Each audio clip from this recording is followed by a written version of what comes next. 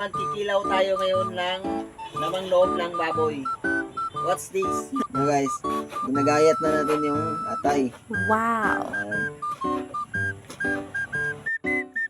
At siyempre, isusunod na natin ang bituka.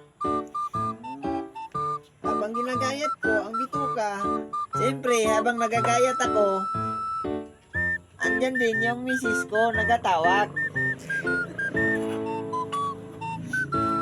Nagatingin kung paano ako magkilaw. Dahil nga mainit, nainitan yung kamay ko. At siyempre, tawang-tawa yung nag-video. Eh talagang mainit talaga. Dahil tinamad na nga ako, dinamihan ko na magayat at malalaki na siya. Pero mainit pa rin yung kamay ko. Dahil napaso ako. Init. Napaso ako guys. Mainit pala yung ginahiwa ko.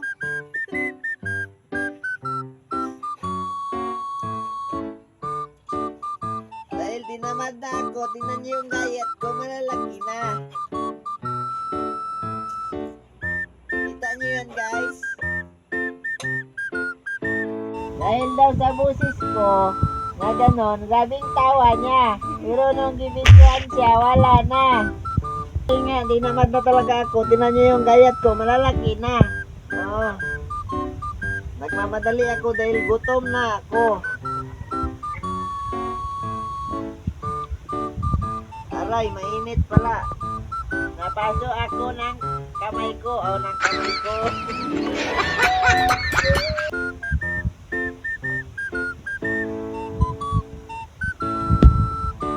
Gayat na ako ng kalamansi. Purol pa yung aking kutsilyo. Napatay na. Siyempre, bago natin ilagay ang kalamansi, lagay natin yung salaan para yung buto hindi maghalo. Pigain na natin ang kalamansi. Pasensya lang kayo dahil bagong content creator lang ako. Siyempre, bago natin ilagay ang sibuyas at luya, tanggalin natin yung sili dahil maanghang daw ito.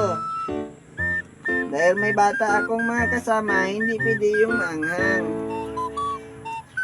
Iwalayan ko muna sila.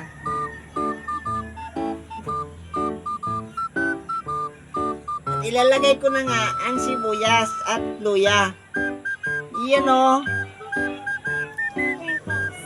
O, diba? Ang lupit o. Tira nyo o.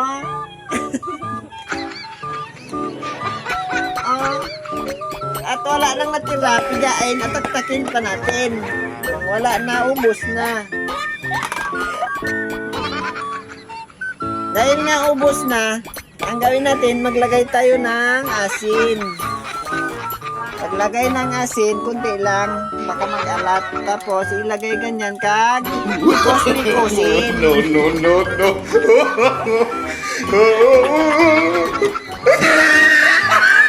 Ito na yung kanila na mikos-mikos.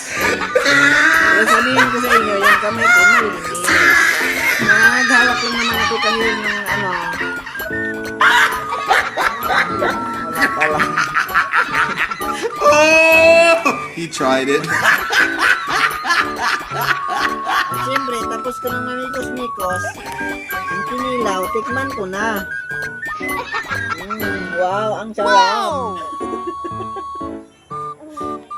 Siyempre, hiwalayan natin yung mga bata para maglagay na ako ng sili. Ito na nga yung sili. Mikos-mikosin na naman natin. Wow!